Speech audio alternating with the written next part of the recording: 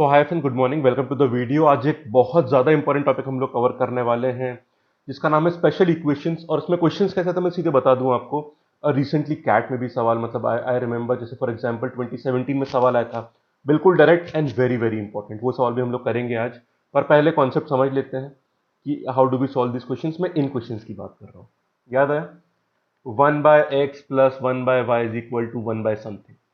आप में से ये लोग की डाउट्स भी थी, आप लोगों ने भेजी थी डाउट, तो मैंने कहा था कि आई will cover that in revision series. तो वीडियो आपके सामने है, तो चलिए पहले देखते हैं क्वेश्चन को सॉल्व कैसे करते हैं। फ्रेंड्स, यहाँ पर इस क्वेश्चन के काफी पैटर्न्स बनते हैं। वैसे चैप्टर का नाम बोलेंगे स्पेशल इक्वेशन, जिसमें सब आता है।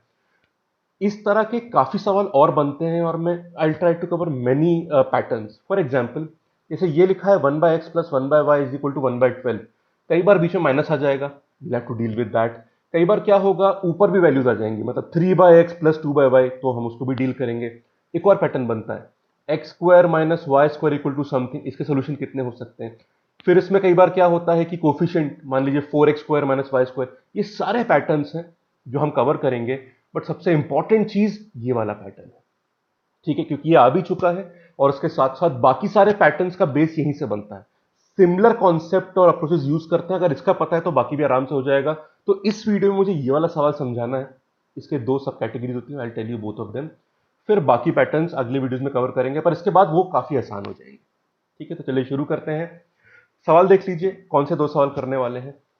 Find the number of positive integral solutions of 1/x plus 1/y equal to 1/12। और दूसरा सवाल है सेम, बस यहां पे इंटीग्रल सॉल्यूशन चाहिए। समझ गए ना। पिछले वाले में सिर्फ पॉजिटिव इंटीग्रल सॉल्यूशन चाहिए और इसमें इंटीग्रल चाहिए। मतलब वो होने चाहिए सिर्फ नेचुरल नंबर, और यहां पे जीरो और नेगेटिव वैल्यूज भी अलाउड है। पॉजिटिव इंटीजर को इंटीजर करने से क्या फर्क पड़ता है हमारे अप्रोच में, वो अंतर भी क्लियर हो जाएगा आपको। ठीक है। क्वेश्चन की लैंग्वेज में हल्का फुल्का अंतर हो सकता है। फॉर एग्जाम्पल, कई जगह ये लिखा होता है कि how many positive integral ordered pairs can be formed satisfying 1/x plus 1/y equal to 1/12। वैसा वैसा काम भी हो सकता है। ठीक है, पर अपने को यहाँ पे बात करनी है लैंग्वेज का फर्क जो भी है, सवाल वो सब सेम ही होते हैं। Let us solve this. अब देखिए इसको सॉल्व कैसे करते हैं। देखिए, सिर्फ वैल्यूज पुट करके तो इसका आंसर आना बड़ा इंपॉसिबल है। एक वैल्यू दिख रही है, दिख रही होगी आपको, आप बोलेंगे सर एक दिख रही value 24 because 1/24 plus 1/24 equal to 1/12।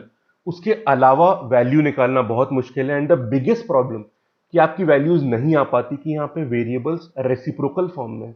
और हमने इक्वेशन फॉर्म जो भी सीखी है, चाहे क्वाड्रेटिक हो चाहे सिंपल इक्वेशन हो, वो सब एक ही लाइन में दिया होता है। रेसिप्रोकल का फंडा वहां पे नहीं होता। How do we do that, चलिए सॉल्व करते हैं। ठीक है, बड़ा सिंपल तरीका है। और फिर हम स्टेप्स कैसे स्किप कर सकते हैं वो बताऊंगा मैं आपको, पर पहले एक बार पूरी अप्रोच देख लेते हैं। ध्यान से देखिएगा, सिंपल काम है पूरा। 1/x plus 1/y is equal to 1/12। एक बहुत स्पेसिफिक प्री डिफाइंड रास्ता इन फॉलो करने का, उसी को फॉलो करना, आंसर आराम से आ जाएगा। ठीक है, और उसमें शॉर्टकट का स्कोप अभी देख लेंगे, पहले सॉल्व कर लेते हैं। पहले पूरा मेथड सीख लिया करो, फिर शॉर्टकट उसमें इवॉल्व करो। शॉर्टकट से ही शुरू कभी नहीं करना चाहिए, प्रॉब्लम हो जाती है इससे। चलो सॉल्व करते हैं। एक्स वाई एलसीएम लेने पर ऊपर एक्स प्लस वाई आ गया, नीचे एक्स वाई आ गया, और यहाँ तो 1/12 बैठा ही हुआ है। क्रॉस मल्टीप्लाई करा जाए तो 12 यहाँ पे आ जाएगा, 12x प्लस 12y, और यहाँ पे एक्स वाई आ जाएगा। एक्स वाई को लेफ्ट हैंड साइड में ले लेते हैं, तो 12x माइनस एक्स वाई यहाँ पे आ गया, ये प्लस 12y इक्वल टू, ये क्या आ गया, जीरो। अब देखिए, हमें स्प्लिटिंग ऑफ टर्म्स करनी है। हमारा पर्पस समझिएगा, रेसिप्रोकल फॉर्म में जो वेरिएबल्स हैं उनको मल्टीप्लिकेटिव फॉर्म में लाना है। मल्टीप्लाई की फॉर्म में लाने पर सोल्यूशन निकालना काफी आसान हो जाएगा। उसके अलावा कोई रास्ता नहीं है यहाँ पे। ठीक है, तो देखिए बड़ा सिंपल रास्ता, जैसे ये 12 लिखा है ना, इसका स्क्वायर होता है 144। क्लियर। इस टर्म की माइनस वैल्यू को दोनों तरफ रख दीजिए, मैं ये कह रहा हूं 12x minus x Y plus 12y। 12 का स्क्वायर होता है -144, मतलब सॉरी 144, मुझे माइनस में रखना है इसलिए मैंने माइनस बोल दिया। 12 का स्क्वायर होता है 144, तो -144 यहां भी लिख दीजिए, और राइट में भी, क्योंकि आप इक्वेशन चेंज तो कर नहीं सकते। जो भी चेंज आप लेफ्ट में कर रहे हैं वो आपको राइट में भी करना पड़ेगा। क्लियर है बात। जैसे अगर लिखा होता है 1/11, तो उसका स्क्वायर आप जैसे 121 होता है। क्लियर है, कोई डाउट तो नहीं है इसमें। तब आप 121 को माइनस करते लेफ्ट में भी राइट में भी। अगर ये 13 होता तो 169 को माइनस करते लेफ्ट में भी राइट में भी। अब आप बोलोगे सर माइनस क्यों लिया आपने, प्लस में क्यों नहीं लिया? देखो जब स्प्लिटिंग करते हैं ना दो टर्म्स की, क्वाड्रेटिक में स्प्लिट करते हैं ना मिडिल टर्म को, फिर पेयर बनाते हो। पेयरिंग करने के लिए आपको साइन भी मैच कराना पड़ता है। अब क्योंकि यहाँ माइनस है तो आपको यहाँ माइनस की ही जरूरत पड़ेगी, वरना आपके ब्रैकेट सेम नहीं बनेंगे, इसलिए माइनस करना पड़ता है। ठीक है, अब बोलोगे सर एग्जाम में तक कैसे सोचेंगे हम लोग? सोच के बता दिया आपको, अब एग्जाम में तो सोचना नहीं है आपको, प्रोसेस सिंपल करते जाना आप। ठीक है, चलो एग्जाम में तो इतना भी नहीं करना है आपको, पर फिर भी समझाना जरूरी है। कॉमन लिया जाए, इसमें x कॉमन, ब्रैकेट में आ गया 12 माइनस वाई, यहां -12 कॉमन लेंगे तो ब्रैकेट में क्या आ गया, 12 माइनस वाई, बन गया ब्रैकेट सेम, काम खत्म। ये आ गया -144। This is x minus 12 and this is 12 minus y is equal to -144। आप में से कई लोगों को ये भी लगेगा कि सर राइट साइड का माइनस काफी अनकंफर्टेबल लग रहा है, दोनों तरफ माइनस से मल्टीप्लाई कर दो तो क्या बन जाएगा, x minus 12 into y minus 12 is equal to 144। बस यहां पे कितना सक्सेसफुली आपने एक प्लान इंप्लीमेंट कर दिया, आपके वेरिएबल जो रेसिप्रोकल फॉर्म में थे वो मल्टीप्लिकेटिव फॉर्म में आ चुके हैं, बड़ी अच्छी बात है ये। ठीक है, एग्जाम में आप सीधे यहां से यहां आ सकते हैं, इसी शॉर्टकट की बात कर रहा था। कैसे? अगर 1/x प्लस 1/y मान लीजिए 1/11 है, आप सीधे लिख देना x minus 11 y minus 11 is equal to 121। Sir यही आएगा? बिल्कुल आएगा। कैसे आएगा? आप ये पूरा काम करते हैं यहाँ पे तब वो आ जाता, पर आप शॉर्टकट लगा सकते हैं, समझ गए आप? पर हाँ, पहले बताना था फिर शॉर्टकट, ऐसे सीधे लगा दिया आपने तो आपका मन बेचैन रहेगा, एंक्शियस रहेगा कि सर ऐसे कैसे आ गया। आप जान के लगाइए, यू विल फील कॉन्फिडेंट कि you will be aware that what steps have you skipped. It is very important to know. ठीक है, क्लियर है बात? अब चलो आंसर निकाल देते हैं इस कहानी को आगे बढ़ाते हुए। तो ये सारे स्टेप आपके स्किप हो जाएंगे, बट इनको जानना और एक बार सॉल्व करना बहुत जरूरी था। अब फ्रेंड्स एक बात बताओ, अगर x और y जो वैल्यूज हैं आपकी, इफ दे आर इंटीजर्स, तो उसमें 12 माइनस करने पर भी इंटीजर ही तो बनेगा, कोई टेंशन की बात तो है नहीं इसमें। क्लियर है बात? भाई basically integral value into integral value is equal to some integer. तो आप बेसिकली ये निकालो कि ऐसे कितने इंटीजर्स होते हैं जिनका मल्टीप्लाई करने पर आपको 144 मिल जाएगा। बहुत सिंपल है। कैसे? एक एग्जांपल देता हूं आपको। एक पेयर हो गया 1 इंटू 144, दूसरा पेयर हो गया 2 और 72, इस तरह। बात समझे नहीं समझे? क्लियर? अब आप बोलोगे सर ये सोल्यूशंस तो है नहीं हमारे। हाँ, सोल्यूशंस नहीं, सोल्यूशन पता है क्या होंगे? सोल्यूशंस ये होंगे, जैसे अगर मैंने 2 और 72 पेयर लिया है तो मेरा x माइनस 12 मान लीजिए 2 हो गया और y माइनस 12 हो गया 72। तो x की वैल्यू कितनी आ जाएगी? यहां से 14 आ जाएगी और इसकी 84 आ जाएगी। They are our answers. पर हमें आंसर पूछा है क्या? नहीं, हमें नंबर ऑफ आंसर्स पूछा है ना। तो अगर हम ये वाले भी करेक्ट पेयर काउंट कर लें तो वो आंसर्स के बराबर ही होगा। So they are not the x y values, but number of solution सही आएगा। हाँ, आपसे बोले कि आंसर ही बताओ कितना है, वो निकाल लेना, वैसे वो पूछता नहीं है क्योंकि नंबर ऑफ सोल्यूशन पूछता है, तो वो तो सेम ही आ रहा है। क्लियर होगी बात? बस बढ़िया है। अब चलो पेयरिंग कर लेते हैं। ये अगला फिर निकाल लेते हैं, कितना हो जाएगा, 3 और 48, फिर 4 और 36, उसके बाद 5 तो है नहीं, 6 से कर लें तो 6 और 24 हो जाएगा। ये भी निकालना बहुत आसान है। जब मैं 3 से 4 पे आया तो देखो ये 2 था, 2 को 4 करोगे तो 2 यहां से कम हो जाएगा, 2 डिवाइड हो जाएगा, मतलब तो 36 हो गया। 6 चाहिए आपको क्योंकि 5 तो है नहीं, 6 आएगा, फिर इसको डबल कर लो तो 6 आ गया, ये आधा हो जाएगा 24। तो आगे की वैल्यूज निकालना भी काफी सिंपल होता है। देखो 7 तो है नहीं, 8 करना है आपको, तो 8 यहाँ ये डबल हो गए तो हाफ हो जाएगा 18। 9 भी आएगा इसमें 16 से, 10 नहीं आएगा, 11 नहीं आएगा, 12 आएगा, 12 इंटू 12।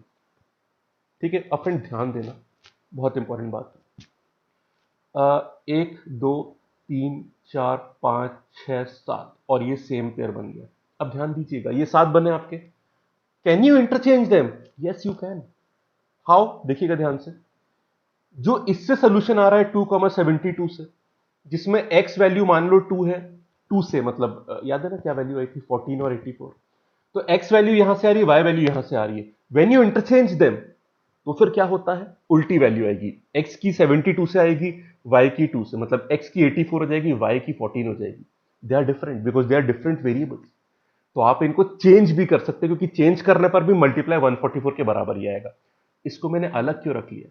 क्योंकि 12,12 को चेंज करने पर जो दूसरा 12,12 आएगा सेम पेयर बनाएगा, तो उसको डबल मत कर देना, ये ध्यान रखना है, ठीक है। तो 7 का डबल हो गया 14 प्लस 1, एक बार तो गिनना है ना, डबल नहीं कर सकते पर एक बार तो गिनेंगे। आपका आंसर 15 आ चुका है, खत्म कहानी, ठीक है। या फिर आप पूरे 8 गिन लो, डबल कर लो, 16 कर लो, फिर -1 कर देना, क्योंकि इसका उल्टा तो आंसर रिपीटेशन हो जाएगा। क्लियर है बात? This is your answer. तो डबल करना है यहाँ पे मत भूलना। अब एक और जरूरी बात, 15 इज द आंसर, समझ गया। अब जब मैं इसको इंटीग्रल बनाऊंगा तो फर्क क्या पड़ेगा, I tell you that thing, but उससे पहले एक और बात आती है कि ये जो काउंटिंग मैंने करी, पेयर बनाना बहुत सिंपल है वैसे, बहुत आराम से, पर क्या किसी फॉर्मूले से भी आ सकता है? जब हम स्पेशल इक्वेशन के आगे बढ़ेंगे और क्वेश्चंस करेंगे तो हम रियलाइज करेंगे कि हर बार फॉर्मूला यूज करना पॉसिबल नहीं है, पर इस क्वेश्चन में पॉसिबल है। नंबर्स में वैसे मैं वो क्लास लूंगा नंबर्स की, that how do we count number. एक फॉर्मूला होता है नंबर्स में, number of ways to express a number as a product of two factors. I will cover that in some video, but आपने definitely सुना होगा। क्या होता है फॉर्मूला? नंबर ऑफ फैक्टर्स को अपॉन 2 कर देते हैं, पर होल स्क्वायर में थोड़ा अलग फॉर्मूला होता है। फॉर्मूला क्या, ध्यान दीजिएगा। 144 को कैसे एक्सप्रेस कर सकते हो आप? 12 का स्क्वायर है, तो उसका करने पर 2 की पावर 4 और 3 की power 2, 16 into 9। Number of factors कितने हो गए इसके? 4 + 1 5/5 और 2 + 1 3, 15 अपॉन 2 बाद में करेंगे बोलो। क्लियर है बात? 15 फैक्टर्स होते हैं इसके। Are be clear? कोई डाउट तो नहीं है इसमें? ठीक है।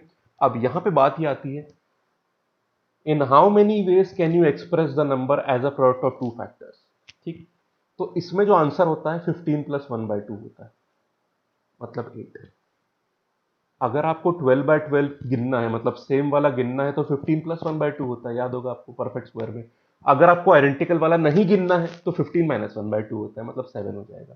वो तो समझ में आ गया आपको। तो यहाँ पे 8, ये 8 आ गए, बस। उसको डबल कर दो 16 पर, क्योंकि 12/12 को आप रिवर्स नहीं करोगे, तो 8 का डबल करने पर 16 करोगे तो -1 करना मत भूलना, तो आंसर दोबारा कितना आ जाएगा, 50। तो इन पेयर्स को इस पैटर्न में निकालने के लिए, हर पैटर्न में नहीं पर इस पैटर्न में आराम से फॉर्मूला यूज कर सकते हो। कौन सा फॉर्मूला? पहले नंबर ऑफ फैक्टर्स निकालो आप। In how many ways can you express a number as a product of two factors. ये बड़ा इंपॉर्टेंट फॉर्मूला नंबर्स में होता है, उसका एप्लीकेशन है यहाँ पे, क्योंकि यहाँ पर भी 2 के मल्टीप्लाई से तीसरा बन रहा है। तो आप ये पेयरिंग थोड़ा आसान तरीके से भी कर सकते हैं। आपने एक्सप्रेस कर दिया इस फॉर्म में, तो आप जानते हो पावर प्लस वन करके मल्टीप्लाई होता है, तो नंबर ऑफ फैक्टर्स, ये नंबर ऑफ फैक्टर्स हैं 144 के, ठीक है। प्लस 1/2 कर दो तो 8 आ गए, डबल कर दो 16 आ गया, -1, क्योंकि 12/12 को रिवर्स नहीं करोगे आप। तो आप इस तरह से भी निकाल सकते हो। वैसे सारे फॉर्मूले जो है ना, नंबर ऑफ फैक्टर्स, ये सब मैं आपको एक उसका वीडियो बनाऊंगा, इट्स वेरी वेरी इंपॉर्टेंट। वैसे तो वीडियो एक बार बना भी चुका हूँ, मुझे लगता है चैनल पे है शायद, नंबर सिस्टम में करवाया है शायद, इतना मुझे याद आ रहा है, बट देख लूंगा, अगर नहीं होगा तो दोबारा बना दूंगा। क्लियर है बात? Are we clear? मैंने इतनी बातें समझाई हैं आपको, पर एक्चुअल एग्जाम में चीजें निकालना बहुत सिंपल है। पर जितने भी यहाँ पे एंगल्स हो सकते हैं मैंने सारे क्लियर कर दिए ताकि डाउट ना हो आपको। चलिए, अब अगर इंटीग्रल निकालना तो आंसर क्या होता, क्या फर्क पड़ जाएगा? देखो फ्रेंड, बड़ी सिंपल बात है। आपके पास फिलहाल 15 सोल्यूशन आ चुके हैं। अब एक बात बताइए, ये देखो, अगर आप 3 × 48 को बोलते हो 144, तो दोनों को माइनस करने पर भी तो आप same positive sign right side में इंटैक्ट रख सकते हो। मतलब -3 और -48 को भी मल्टीप्लाई करोगे तो राइट साइड में इंटैक्ट रहा पॉजिटिव साइन आपका, ये भी +144 ही आएगा। तो आप इस पेयर में दोनों में नेगेटिव लगा सकते, किसी एक में मत लगाना, वरना आपको 144 प्लस में नहीं मिलेगा, ठीक है। तो इनसे डबल सोल्यूशन निकले नहीं निकले, पर प्रॉब्लम क्या होगी देखिए, कि हमने पहले इंक्लूड क्यों नहीं किया। पहले क्या था देखो, x -12 की वैल्यू -3 मान लो, और y -12 की वैल्यू कितनी आ गई, -40। इससे x और y की जो वैल्यू आएगी उसमें, जैसे फॉर एग्जांपल यहां पे देखोगे आप, x पॉजिटिव और y नेगेटिव आ गया, ठीक है। तो इसलिए हमने ये negative corresponding values positive integral वाले में नहीं ली थी, क्योंकि अपन को सिर्फ पॉजिटिव चाहिए थी। और अगर इंटीग्रल बोल रहा है तो नेगेटिव इंटीजर ही अलाउ कर रहा है, तो आप दोनों पेयर को पॉजिटिव भी कर सकते हैं। अब पहले आपके 15 पेयर 15 सोल्यूशन आ चुके हैं, इन सबके नेगेटिव जब लाओगे आप, तो कितना हो जाएगा, यहां लिख देते हैं। 15 का डबल कितना हो गया, 30। यहाँ पे एक छोटा सा फेयर है, वो ध्यान रखना, which is very very important. 30 answer मत बोल देना। देखिए फ्रेंड्स, एक पेयर आपका 12,12 बना था, तो जब आप सबके नेगेटिव ले रहे हो तो आप इस 30 में -12 और -12 को भी लेना चाह रहे हो, जिस केस में आपका x -12 -12 के बराबर है और y -12 -12 के बराबर है, तो x और y की ओरिजिनल वैल्यू 0 0 आ रही है, पर यहां पे x और y आपके डिनोमिनेटर्स में है। You can't take their zero value, 1/0 format नहीं लेते हम, तो यहां पे इसमें -1 करना मत भूलना। 29 विल बी द आंसर। तो देखा आपने स्पेशल इक्वेशन जहां पे हम में से कई लोग गलती कर देते हैं और कई बार ऐसे क्वेश्चन टीटा में आते हैं टाइपिंग द आंसर वाले में, जिसमें ऑप्शंस नहीं होते, तो सिली मिस्टेक कई बार हो जाती है, पर वो मुश्किल नहीं, you just have to be attentive, बस थोड़ा केयरफुल रहे, बाकी प्रॉब्लम नहीं है। इधर -1 क्यों किया हमने, कारण अलग था उसका। क्यों किया था -1 हमने, क्योंकि सेम पेयर को रिपीट करने पर सेम ही आंसर बनेगा, तो रिपीटेशन ना हो इसलिए नहीं किया, पर यहां पे तो 0 0 मिल रहा था इसलिए -1 किया। क्लियर, कोई टेंशन तो नहीं है। तो मान लो यहां पे हमारा 10 आंसर आता, ठीक है, तो मान लो हमारे 5 पेयर बनते, तो उसमें हम लोग क्या करते, डबल करते 10, पर -1 करना पड़ता क्योंकि सेम सेम के रिपीटेशन नहीं मानते, तो 9 आंसर हो जाता। उस 9 को इंटीग्रल में आप 18 करते, पर आंसर 18 नहीं, आंसर 17 होता, क्योंकि जो सेम सेम वाला है उसका जैसे ही आप माइनस माइनस लेते तो ओरिजिनल वेरिएबल 0 0 आते, तो उस एक सोल्यूशन को माइनस करना पड़ता है। अब मामला बहुत सिंपल हो गया, इसका आंसर 15 हो गया और इसका आंसर कितना हो गया बताइएगा फ्रेंड्स। क्लियर है, 15। इसका आंसर क्या, डबल करके 30 मत बोलना, आंसर 29 बोलना। ठीक है, कई पैटर्न जो मैं आगे बताऊंगा जिसमें वेरिएबल रेसिप्रोकल फॉर्म में नहीं होता, जैसे x square minus y square equal to something, अभी हम करेंगे अगली क्लास में। इस केस में 0 0 सोल्यूशन से कोई प्रॉब्लम अगर आता है, वैसे तो इसमें आएगा ही नहीं ऑब्वियसली, पर अगर इस तरह के फॉर्मेट में इस तरह की प्रॉब्लम हमें प्रॉब्लम नहीं देगा, कोई एक भी 0 के दैट वोंट बी प्रॉब्लम। पर यहां क्योंकि रेसिप्रोकल में था 0 0 हटाना पड़ेगा, तो ये -1 करना मत भूलिएगा। 29 विल बी योर आंसर। ठीक है, कैट में जो सवाल आया था वो जल्दी से कर लेते हैं और कहानी खत्म हो जाएगी कि कैट क्या पूछता है। कैट ने तो बहुत ही सिंपल सवाल पूछा था, देख लो कैट 2017 में। How many different pairs of a comma b of positive integers are there, positive integer पूछ लिया, such that a is more than equal to b and 1/a plus 1/b equal to 1/9। ये extra condition है, be very careful about the conditions, they are most important. चलो भाई पहले इसको solve कर लेते हैं। अब देखो एग्जाम में सीधा सीधा करते हैं, अपन को पता क्या करना है यहाँ पे, a -9 b -9 equal to what, 9 का स्क्वायर होता है 81, सीधा जंप कर दिए, सारे स्टेप स्किप कर दिए, जल्दी से पेयरिंग करो। 1,81, 3,27 और 9,9 हो गई पेयरिंग आपकी, कोई प्रॉब्लम तो नहीं है इसमें।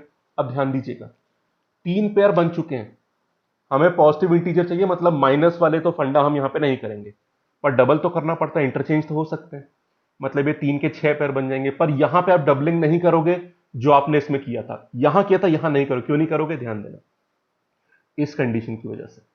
देखो अभी मान लो इनको आपने ए लिया, इनको बी लिया, मतलब कि फॉर एग्जाम्पल ए -9 81 ले लोगे आप, बी -9 कितना हो जाएगा 1, ए और बी की वैल्यूज आ गई, तो इनसे ए वैल्यूज निकालोगे, इनसे बी। अगर सिर्फ पॉजिटिव इंटीजर बोला होता तो हम इंटरचेंज कर सकते थे, तो 6 आंसर होता, पर यहां पे उसने बोला है कि भाई ए बी से बड़ा या बराबर होगा। क्या रोका उसने कि भाई इंटरचेंज मत करो, जब ए यहां से वैल्यूज लेगा जो पॉजिटिव आएंगी, पर एक ही छोटी वैल्यूज आएंगी, वो अलाउड नहीं किया उसने। तो यहां पे डबलिंग जो पहले स्टेप में कर रहे थे आप, जो वहां पे आपने 8 का 16 किया फिर -1 किया था, वो डबलिंग ही मना कर दी इसने, छोटी सी कंडीशन लगा दी इसने। इसलिए प्रोसेस पूरा करना चाहिए समझते वक्त, ताकि एग्जाम में हम लोग मैनिपुलेशंस को हैंडल कर पाए। तो आंसर 3 या 6, 3, इंटरचेंज मना कर दिया उसने, खत्म। ठीक है, बस उसने इतना एक्सपेक्ट किया था। देखिए फ्रेंड्स, कैट ये लेवल पूछ रहा था, कितना सिंपल, हमने तो काफी एडवांस तक पढ़ लिया, पर सिर्फ यहीं तक कहानी पूछी उसने। अब ध्यान दीजिएगा, आपको और समझाने के लिए 1 मिनट और लूंगा। मान लो ये कंडीशन मान लो नहीं होती, तो आंसर कितना हो जाता, आप डबल करते इसको 6, पर उसमें 9,9 रिपीट हो जाता। आप एक सोल्यूशन को 2 बार नहीं ले सकते, तो 6 आंसर नहीं बोलते, आंसर क्या बोलते हैं आप, 5। ठीक है, और अगर मैं पॉजिटिव भी हटा दूं, मतलब सिर्फ इंटीग्रल पूछता आपसे, दोनों कंडीशन हटा दो और सिर्फ इंटीजर की कंडीशन रखते, तो क्या होता, आप पहले 5 को डबल करते 10 हो जाता, पर उसमें -9 ए और बी की 0 वैल्यूज दे देता, जो आपको अलाउड नहीं थे, सब -1 करते और एब्सोल्यूट आंसर जो एक्चुअल में होता आपका 9 हो जाता। क्लियर है बात, 10 मत बोलना, तब 9 बोलते हैं आप लोग। क्लियर है, नंबर ऑफ सोल्यूशन। तो आई थिंक अब पूरी पिक्चर क्लियर होगी आपको। एक बात और फ्रेंड्स, देखिए फ्रेंड्स, अब ये क्वेश्चन कितना सिंपल था, मैं चाहता तो आपको सिर्फ इस क्वेश्चन के लिए ही तैयार करता, कितना सिंपल होता, इतनी सारी मल्टीपल पॉसिबिलिटी बतानी नहीं पड़ती आपको। पर एग्जाम में हर तरह से कॉन्फिडेंट होना जरूरी है, इसलिए इतने सिंसियरली मैं सारे केस बताता हूँ आपको, ताकि कहीं भी एग्जाम में डाउट ना आए, क्योंकि एग्जाम में डाउट आ गई ना तो सवाल उस प्रेशर में गलत होने की प्रोबेबिलिटी बहुत बढ़ जाती है, वो रिस्क हम नहीं लेंगे।